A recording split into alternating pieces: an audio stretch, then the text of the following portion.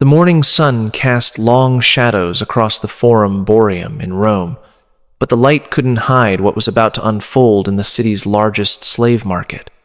The year was 73 BC, and Marcus Aemilius stood with his purse heavy with gold coins, ready to purchase human beings like any other commodity. But what caught his eye wasn't the finest specimens on the raised platforms. It was a young Gallic woman, maybe 19 years old, standing naked on the auction block, while potential buyers examined her body like they were inspecting livestock. Her name had been Vercingetorix before the legions captured her village in southern Gaul. Now she was simply Lot 47, a number chalked onto her shoulder next to a list of her physical attributes and potential defects. The auctioneer was explaining her qualities to the assembled crowd. Sound teeth, no visible scars. Hips suitable for bearing children, trained in household tasks during transport. A wealthy senator approached and forced open her mouth to examine her teeth, checking for decay that might indicate poor health or shortened working life. Another buyer pressed his fingers into her arms and legs, testing muscle tone and searching for signs of disease. A third lifted her hair to inspect her scalp for parasites or injuries that might affect her appearance. She stood completely motionless during this examination, her eyes fixed on some distant point beyond the crowd. This wasn't defiance. It was the hollow stare of someone whose humanity had been systematically stripped away during months of captivity, transport, and preparation for sale. The dealers had taught her that any resistance would result in immediate punishment, so she had learned to become a living statue while strangers violated her dignity in the most intimate ways imaginable. But here's what will shock you about Roman slavery. This market scene wasn't an aberration or extreme example of ancient cruelty. It was Tuesday morning, business as usual, in the greatest empire the world had ever seen. Rome didn't just tolerate slavery, it was built on it, functioned through it, and celebrated it as the foundation of civilized society. You've heard that slavery was brutal in the ancient world, but what you're about to discover is worse than you think. We're not talking about simple forced labor or harsh working conditions. We're talking about a system so thoroughly dehumanizing, so creatively cruel, and so completely normalized that it makes modern understanding of human rights seem like a recent invention. From the auction blocks where human beings were sold like cattle, to the mines where slaves died by the thousands in darkness, to the private chambers where masters exercised absolute power over bodies and souls, Roman slavery was a machine designed not just to extract labor, but to destroy human dignity itself. What you're about to hear spans 5 centuries of documented horror, drawn from the writings of Suetonius, Seneca, Juvenal, and Roman legal codes that treated human beings as property with less protection than livestock. These aren't exaggerated tales or Hollywood dramatizations, but recorded facts from historians, philosophers, and legal documents that reveal how Rome turned human suffering into the engine of imperial greatness. And the most disturbing part? The Romans weren't ashamed of any of this. They celebrated it, wrote about it, and considered it proof of their civilized superiority over the barbarian peoples they conquered and enslaved. Before diving into these forgotten stories of institutional cruelty, if you enjoy learning about the hidden truths of history, consider hitting that like button and subscribing for more content like this. And please, comment below to let me know where you're listening from. The bronze plaque discovered in Pompeii in 1957 contains an inventory that reveals the cold mathematics of human commerce. Estate of Gaius Valerius Maximus. Item: 30 amphora of finest wine from Chios. Item: 12 horses from Iberian stock. Item: 40. 3 slaves in good condition, various ages and specializations.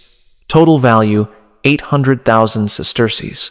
Human beings reduced to line items in an accounting ledger, valued somewhere between fine wine and good horses. But this wasn't unusual. It was standard practice in an empire where the slave population may have reached 30% of the total inhabitants, making Rome one of history's most slave-dependent societies. The process that transformed free human beings into Roman property began long before they reached the auction blocks. Contemporary accounts from Caesar's Gallic Wars describe military campaigns specifically designed to capture rather than kill enemy populations. During his conquest of Gaul, Caesar enslaved over 1 million people, an entire nation transformed into human merchandise for Roman markets. The transportation of these captives reveals the industrial scale of Roman human trafficking. Slave traders followed Roman armies like camp followers, equipped with chains, restraints, and the portable infrastructure needed to process thousands of prisoners into marketable commodities. Contemporary accounts describe columns of chained captives stretching for miles behind victorious legions, their former identities already being erased through systematic dehumanization. But military conquest was just one source of Rome's human inventory. Piracy operated as a semi-legitimate business throughout the Mediterranean, with entire fleets dedicated to capturing coastal populations for the slave markets. The island of Delos became the ancient world's largest slave trading center, processing up to 10,000 human beings daily at its peak. Contemporary writer Strabo describes Delos as a machine for turning free men into property, with specialized facilities that could receive, process, and redistribute human cargo from across the known world. Archaeological excavations have revealed the infrastructure of this trade, holding pens, bathing facilities for preparing slaves for display, and administrative buildings, where human beings were cataloged like any other imported goods. The intake procedures at major slave markets reveal the systematic nature of identity destruction. New arrivals were stripped of all personal possessions, including names, which were replaced with simple descriptive labels: Cyrus for someone from Syria, Gallus for a Gaul, Thrax for a Thracian. Individual identity was the first casualty of the slavery process. The physical examination process was conducted with veterinary thoroughness that treated human beings as livestock to be evaluated for quality and defects. Potential buyers would force open slaves' mouths to examine teeth, press their bodies to check for muscle tone and hidden injuries, and conduct intimate examinations to verify claims about age, health, or previous childbearing. The psychological impact of this process was deliberately devastating. Roman slave dealers understood that breaking a person's spirit was as important as evaluating their physical capabilities. The public nakedness, intimate examination by strangers, and reduction to numbered lots in an auction were calculated to destroy self-respect and individual identity before the slavery even began. The pricing structures reveal the economic calculations behind human commerce. Young, healthy adults commanded premium prices, with specialists like scribes, physicians, or skilled craftsmen worth even more. Children were priced based on their potential rather than current abilities, while older slaves sold at discount rates that reflected their shortened working lives. The auction procedures themselves were theatrical spectacles designed to maximize both sale prices and psychological impact on the merchandise. Auctioneers would highlight positive attributes while downplaying defects, much like modern car salesmen, except the products being sold were human beings who could understand every word being said about them. Roman legal documents reveal the extensive paperwork involved in slave transactions. Bills of sale, warranty agreements, and insurance policies treated human beings as commercial merchandise subject to the same consumer protection laws as any other purchase.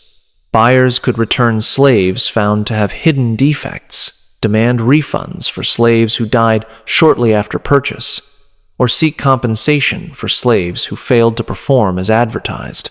The specialization within slave markets shows how thoroughly commercialized human trafficking had become.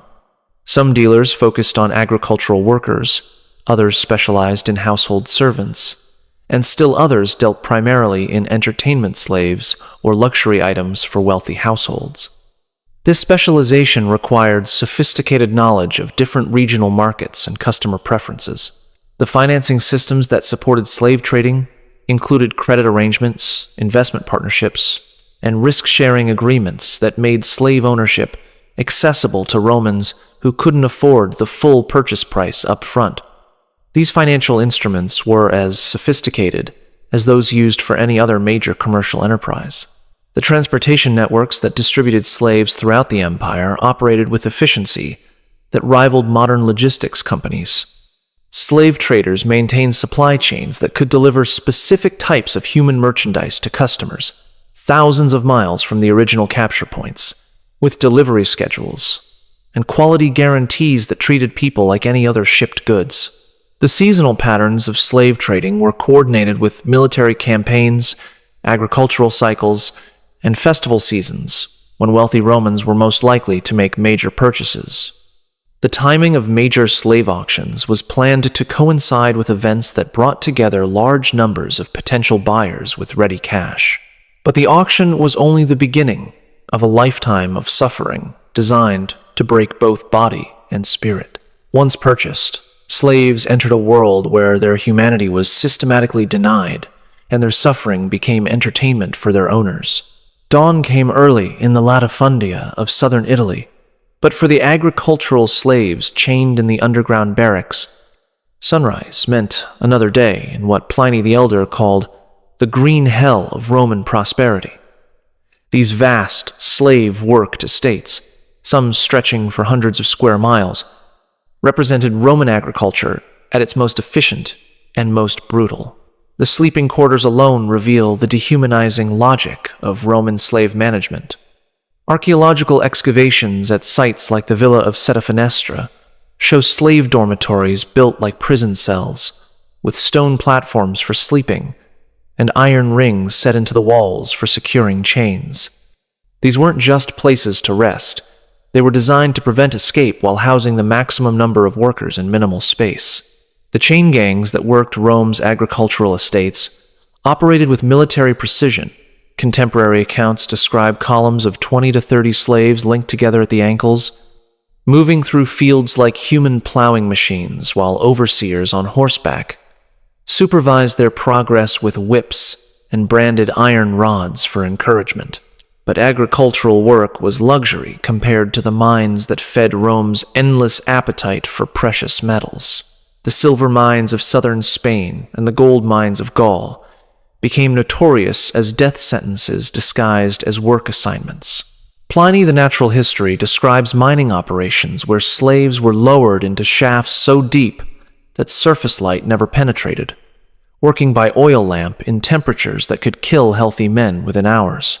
The life expectancy in Roman mines was measured in months rather than years.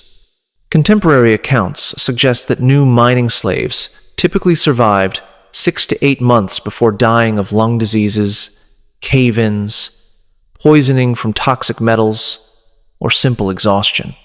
The turnover rate was so high that mining operations required constant shipments of fresh slaves to maintain production levels.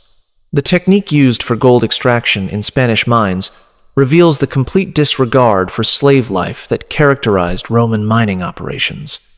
Slaves were forced to divert entire rivers through underground tunnels to wash gold deposits from mountain faces, working in conditions where cave-ins were not just possible but expected. Contemporary writer Pliny describes how entire hillsides would collapse, burying hundreds of workers whose bodies were never recovered because the gold was too valuable to interrupt operations for rescue attempts. The tools provided to mining slaves were deliberately primitive, designed more for control than efficiency. Picks and hammers were chained to slaves' wrists to prevent their use as weapons, while the lighting systems used oil lamps that could be extinguished instantly if overseers suspected rebellious activity. The darkness itself became a tool for controlling slave behavior. Urban slaves faced different challenges, but no less systematic dehumanization. Household slaves in wealthy Roman homes lived under constant surveillance, with their movements monitored, conversations overheard, and personal relationships controlled by masters who viewed them as sophisticated household appliances rather than human beings. The hierarchy among household slaves created additional psychological pressure through systems that encouraged betrayal and competition. Personal slaves who served directly with masters received better food and treatment than kitchen slaves, who ranked above cleaning slaves, who were considered superior to latrine slaves, who handled human waste. This artificial hierarchy prevented unified resistance while maintaining discipline through hope for advancement. The domestic duties assigned to household slaves often involved intimate violations that went far beyond normal work expectations. Contemporary accounts describe slaves required to taste their master's food for poison, to serve as human furniture during dinner parties, or to perform personal services that deliberately humiliated them while demonstrating their complete subjugation. The punishment systems used in Roman households reveal sophisticated understanding of psychological manipulation and social control. Rather than relying solely on physical violence, Roman masters developed elaborate systems of rewards and punishments that could modify behavior while maintaining the productivity needed for household operations. The workload expectations for Roman slaves defied human limitations. Agricultural slaves were expected to work from sunrise to sunset during planting and harvest.